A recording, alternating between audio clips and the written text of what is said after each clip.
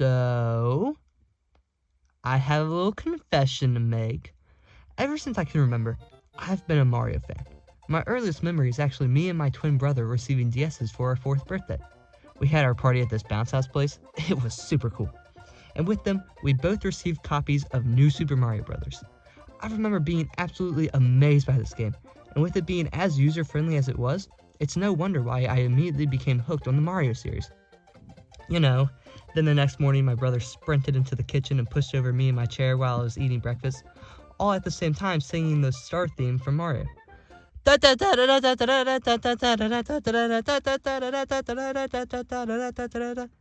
Ever since, I've kept up with the Mario series, with me having played every mainline game since New Super Mario Bros.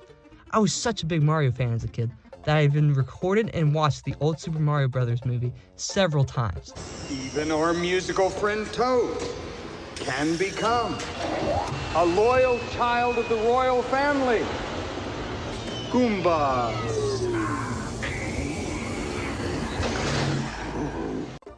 How the hell did this movie even get made? So obviously, back in 2014, when rumors of a Nintendo and Illumination movie were beginning to circulate, I got very excited. And a whole 9 years later, it finally released. I've been following this movie ever since it was announced. From the cast reveal back in September of 2021. No way! Yes! He's so cool. This is the best thing. This is the best thing. Fuck yes.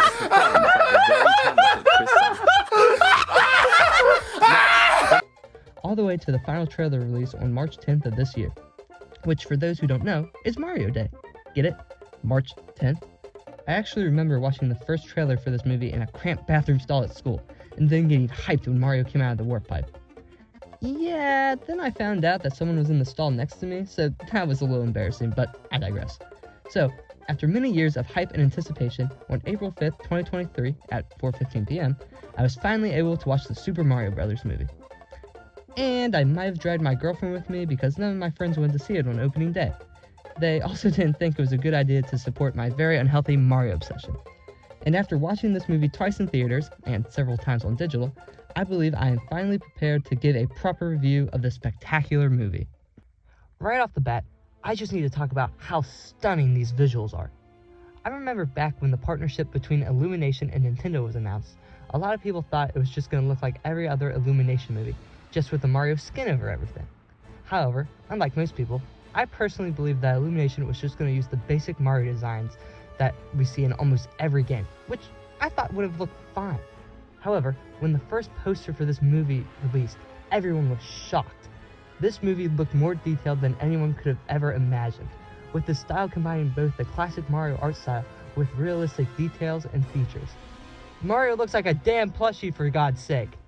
However, getting back on track, Bowser basically rolls up to the Ice Kingdom, pulls an Eric Andre, lights everything on fire, and steals the superstar, accompanied by probably the best transition in movie history.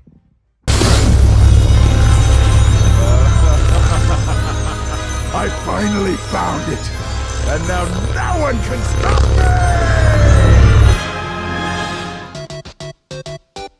Oh, we're the Mario Brothers, and Plumbin's a game.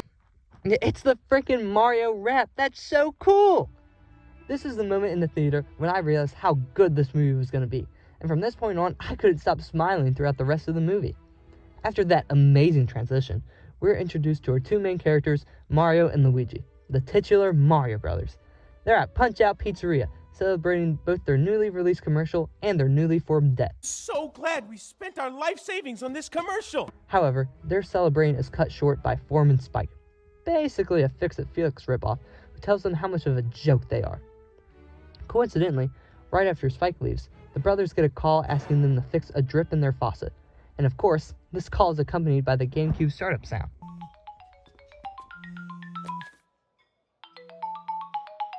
God, I love this movie so much. This begins one of the many parts of the movie where 80 songs are used instead of the normal film score. And for the most part, I don't really mind these. Well, except for one, but we'll get there when we get there. So, after running through a construction site based on World 1-1, Mario and Luigi arrive at their job, and instantly destroy their customer's bathroom, whilst also committing animal abuse. How the hell has PETA not tried to strike down this movie yet? After getting thrown out of their first job, they return home to their family? This blew my mind in the theater. Out of everything I expected for this movie, seeing Mario and Luigi's family was not one of them. Expectantly, their family haggles them about how they quit their jobs as Spike and how they'll end up as failures. However, despite their family's doubts, Mario still believes that himself and Luigi have a chance to make it big, and that all starts with saving Brooklyn. Going underground to try and find the sewage pressure valve, the brothers smash into a wall.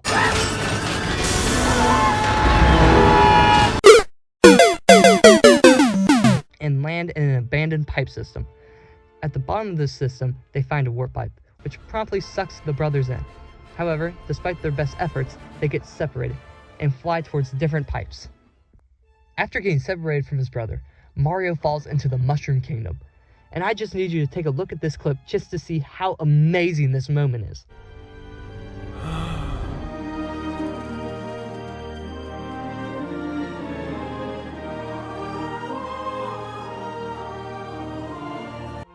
Oh my god, I love this movie! Anyway, whilst looking around at his new surroundings, Mario gets jump scared by Toad, who proceeds to give him a big exposition dump about where he is, why Bowser is so evil, and how the princess can help him. I really like Toad in this movie, and I like how they took a lot of inspiration from Captain Toad. This version of Toad is an adventurer who isn't afraid of anything. I think it really works well in this movie, since they're going on this big, world-spanning adventure.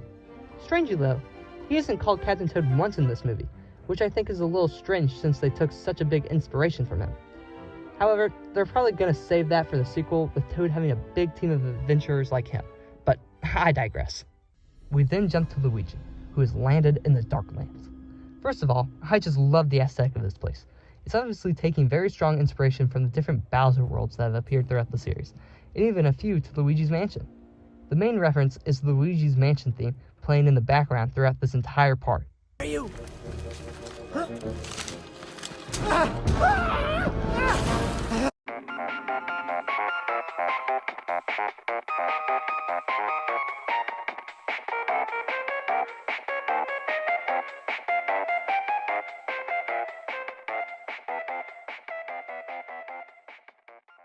However, looking at the concept art, it's clear that the original vision for this part was for Luigi to run through the mansion from, well, Luigi's Mansion.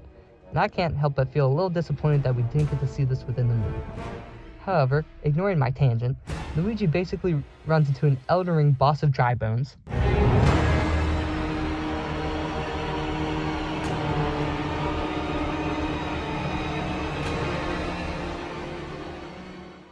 hides in an abandoned castle, and essentially becomes that meme of that one girl sitting on a couch.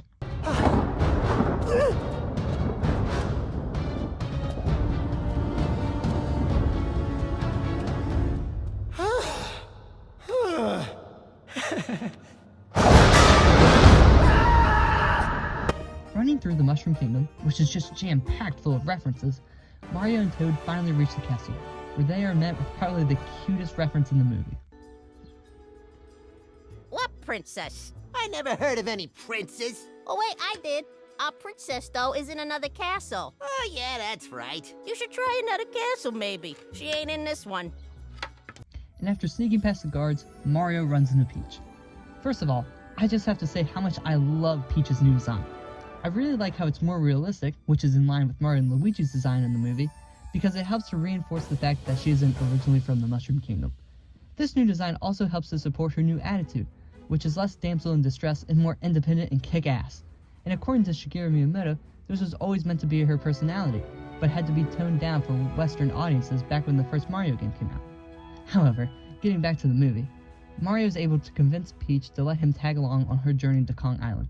But of course, Peach needs to see what Mario is made of. And we all know what that means!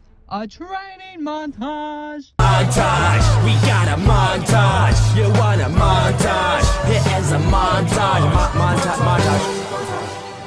However, despite Mario's failures, Peach still believes in him, and the two of them prepare to set out on their journey. Now, I would talk about the part where Bowser and his minions are having a giant party celebrating their recent acquirement of the Superstar, but nothing of real note happens besides a murder. Well, what if she says no? So that's how dry bones are made. Cutting back to Luigi, who has been captured by the Shy Guys, and is now on his way to Bowser's castle. Whilst looking at the castle he hid in, we see a flashback of Babies! They're so freaking cute with their big poofy hats and their super round little bodies. I could just squish them all day. But besides my fangirling, this is just another fan-pleasing moment in the movie. I mean, what Mario fan wouldn't see this and just start smiling ear to ear? And at this point, my face began to hurt from smiling so much. This is just a very cute and super charming part of the movie. Switching back to Mario and Peach, now accompanied by Toad, who are headed to Kong Island in seek of the Great Kong Army. And you know what that means, a travel montage! And yes, I'm completely willing to use this joke again. Montage, we got a montage. You want a montage? Here is a montage. Montage. However, ignoring my shenanigans, this is just a super cool part of the movie. I mean, they travel through Bob-omb Battlefield from Mario 64, the Sand Kingdom from Odyssey, and even the ruins from New Super Mario Bros. U. Oh yeah, Mario also gets his face sucked by a fish.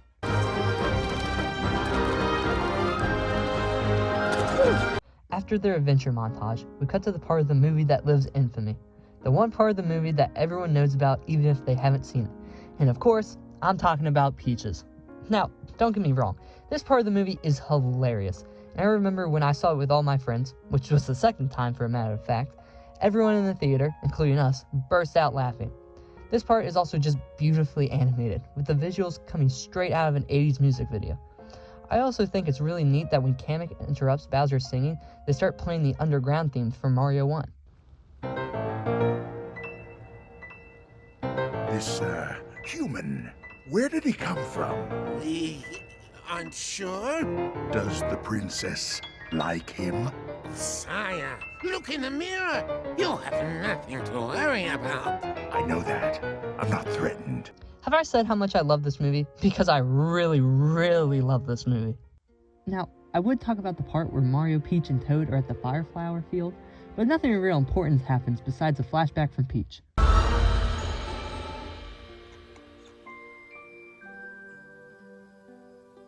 I was so lucky they found me. They took me in. Oh my god, baby Peach is so adorable! However, this flashback is very short, and they're obviously saving most of her backstory for the inevitable sequels. Cutting back to Luigi, who has arrived at Bowser's floating castle. Once inside, he is interrogated by Bowser, who basically just talks about getting laid. Not sure if you know who I am, but I'm about to marry a princess and rule the world. And almost rips Luigi's face off. I know I should have talked about this earlier, but I really love the way they designed Bowser's castle. Everything has fire and lava around it, which is very reminiscent of the Bowser worlds within the different Mario games, and even the Bowser statues from Mario 3 make an appearance. This movie has everything! After finally reaching Kong Island, Mario, Peach, and Toad are given a tour by this Funky Kong wannabe. Now, this is the part of the movie I was talking about earlier when I mentioned not liking one of the uses of licensed songs. While being given the tour, Take On Me plays throughout it. Now, on its own, it's not really that bad. And I actually remember me and my friends laughing our asses off whenever we heard this song come on. But the original song that was replaced would have been 10 times better.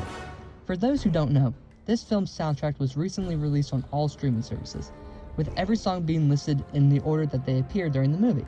And right between Courting the Kongs and Rumble in the Jungle, which are the parts that occur right before and after our characters receive the tour, is a little track called Driving Me Bananas. And after listening to this track several times, you cannot convince me that Take On Me was a better option. I mean, just listen to the scene with the original music.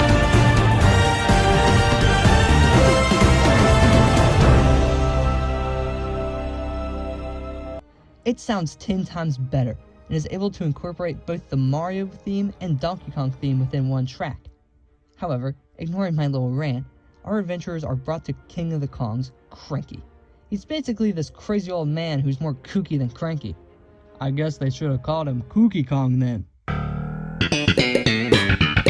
Anyway, Cranky tells them that the only way he'll give them his army is if one of them is able to defeat his son in battle. And of course, Mario immediately volunteers for this very life-threatening task. Once in the Great Ring of Kong, catchy name, right? We're introduced to Donkey Kong in one of the coolest ways possible. I'm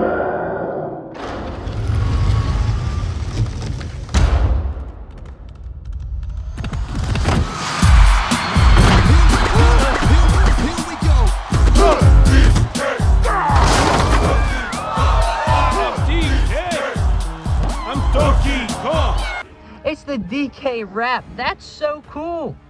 This whole part is just super awesome with all the little interactions between Mario and DK. And it's also just an excuse to make a lot of Smash Bros. References.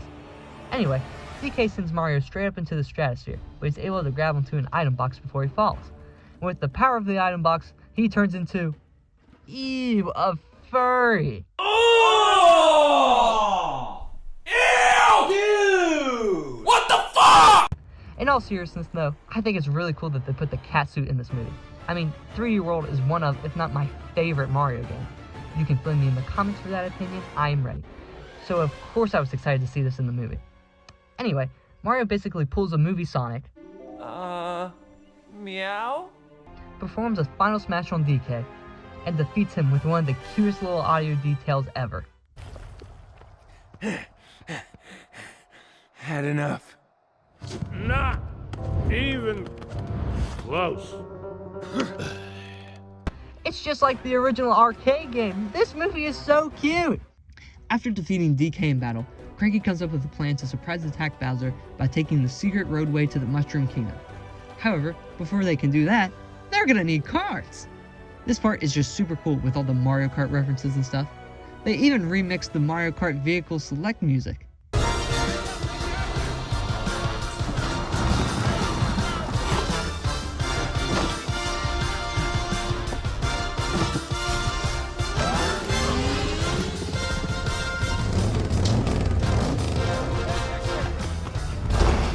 Well, what are you waiting for? Pick your carts! That's such a good detail, what the hell? Anyway, after they finish creating their carts, whilst Thunderstruck plays in the background, because of course, they head to the Mushroom Kingdom via Rainbow Road. However, Bowser intercepts them during their journey, and is able to surprise attack their surprise attack, because redundant much redundant. Can I just say how much I love this whole part of the movie? I mean, everything just looks so cool! From Rainbow Road looking like it was pulled straight from Mario Kart, to the islands floating in the sky around it. Everything just looks super appealing and game accurate. They're even able to throw in a reference to the old skip that everyone uses in Mario Kart 64. And that's just a super cool detail. However, there's one part of this whole scene that really messes with me. During the chase scene between Mario and a blue-shelled Koopa, the Koopa is actually able to blow up Mario's cart. And during one of the trailers, this scene is showed with the music cutting out, which causes it to be super suspenseful.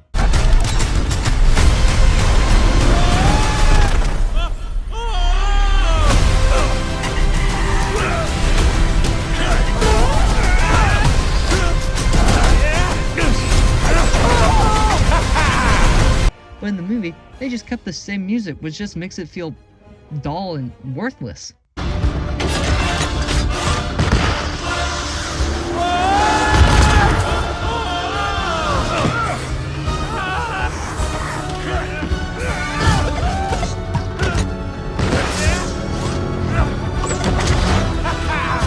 However, ignoring my rant, the blue shell Koopa pulls a and sends Mario and DK plummeting in the ocean below. After falling from Rainbow Road into the ocean, Mario and DK get swallowed by the eel from Mario 64.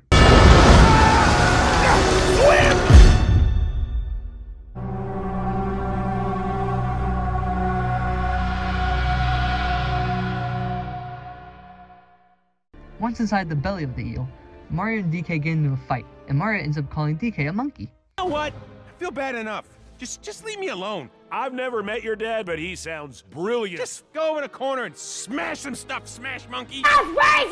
However, before DK can rip Mario to pieces, they stumble upon DK's old cart and blast out of there Donkey Kong Country style. I really like this part, and I really think it helps to build upon Mario and DK's relationship. You can really see how they relate to each other, but also see that they still have that bitter rivalry towards each other. However, this rivalry has grown to be more friendly, and it really helps to support their growth as a character. Whilst Mario and DK are seemingly being digested by the eel, Peach rushes back to the Mushroom Kingdom to warn about Bowser's incoming attack. I really like this part because it shows us how fluid Peach is in this world. This perfectly contrasts Mario, who usually screws up and gets himself hurt a lot. I also really like this shot when Bowser's castle is coming down upon the Mushroom Kingdom. The colors and contrasting elements really help to push the theme of darkness taking over the world. Anyway, Peach goes to confront Bowser, who pulls out the ultimate Riz. No, Princess. I stole this star for us. I guess love really makes a guy come out of his shell. And just like every good proposal, Bowser convinces Peach to marry him by threatening her friends. Maybe you should reconsider. No! Oh! Stop! Please stop! I'll marry you. Just don't hurt my toads. Ah, love is in the air. So you know what time it is? It's wedding time! And what wedding wouldn't be complete without ritualistic sacrifices?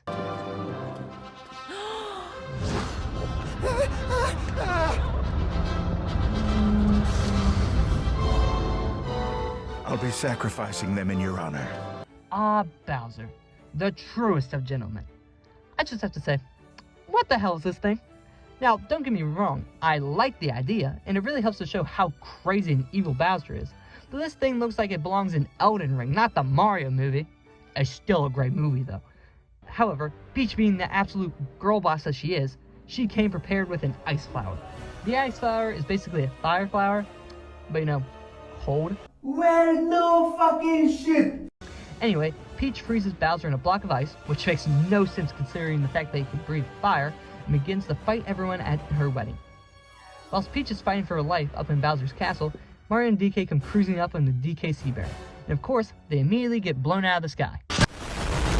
This leads into probably my favorite part of the movie. During this part, Mario and DK fight their way through the Mushroom Kingdom to reach Peach, and it's just amazing. I mean, this part feels just like a Mario game, with the quick platforming and even rapid power-up changes. They even put Fire DK in this movie. That's just amazing! It's also really cool to compare this to when Mario first entered the Mushroom Kingdom. When he first arrived, he was really clumsy and not really good at anything, but now he's a master, and he knows how to do things better than ever. Anyway, Mario turns into a furry again. Oh! Ew! Dude! What the fuck? And DK and himself are able to reach Bowser's castle and stop the prisoners from being melted to death. However, before Luigi could climb out, he slips and falls towards the ocean of lava below him.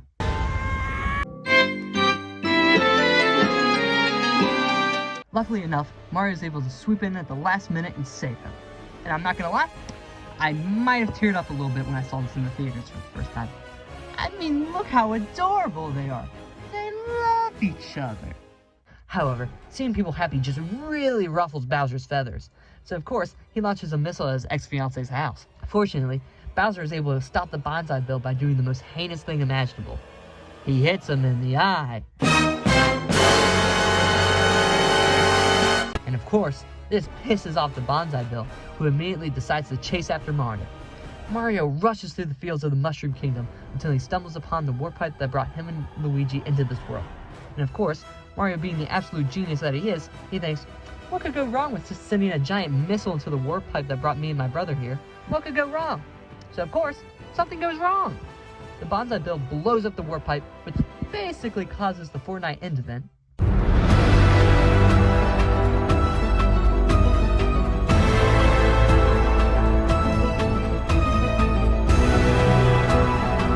And Mario, along with his new friends, gets sucked in.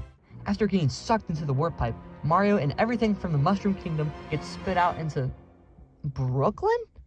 This is so cool! Never in a million years did I think that the final battle in a Mario movie would take place in Brooklyn, but it makes perfect sense ending everything where it began. It's also really cool to see the more realistic style of Brooklyn crossed with the mythical fantasy style of the Mushroom Kingdom. It just comes together to make some really cool visuals. Anyway, Mario and Luigi power up with the Superstar, accompanied by probably the best part of the soundtrack yet.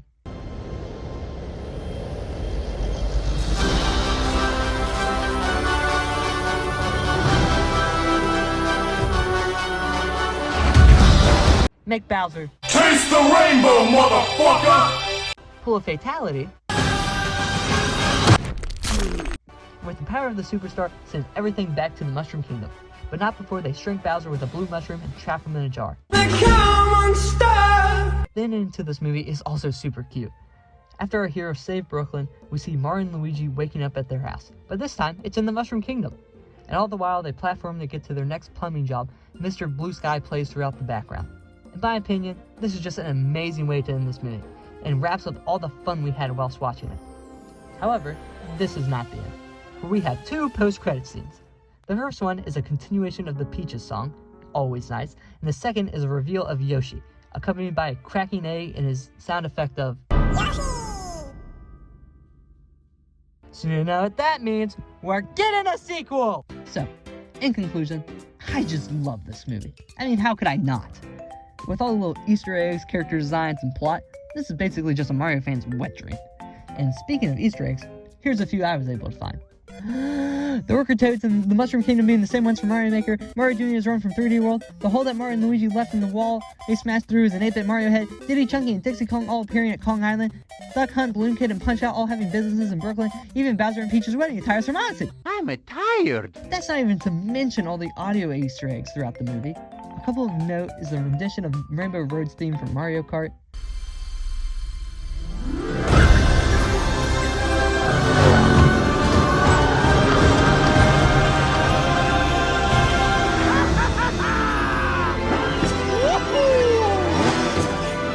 The underground theme.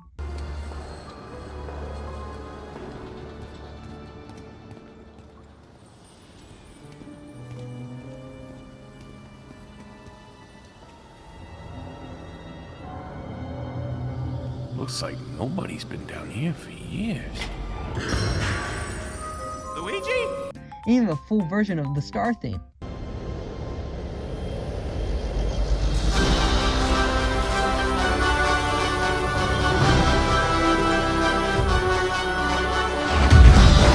All of these Easter eggs and hints towards the series really help to push the charm and aesthetic of this film. With a sequel to the Mario movie reportedly being in early development, I personally can't wait to see what this future of this newly found film franchise has in store for us.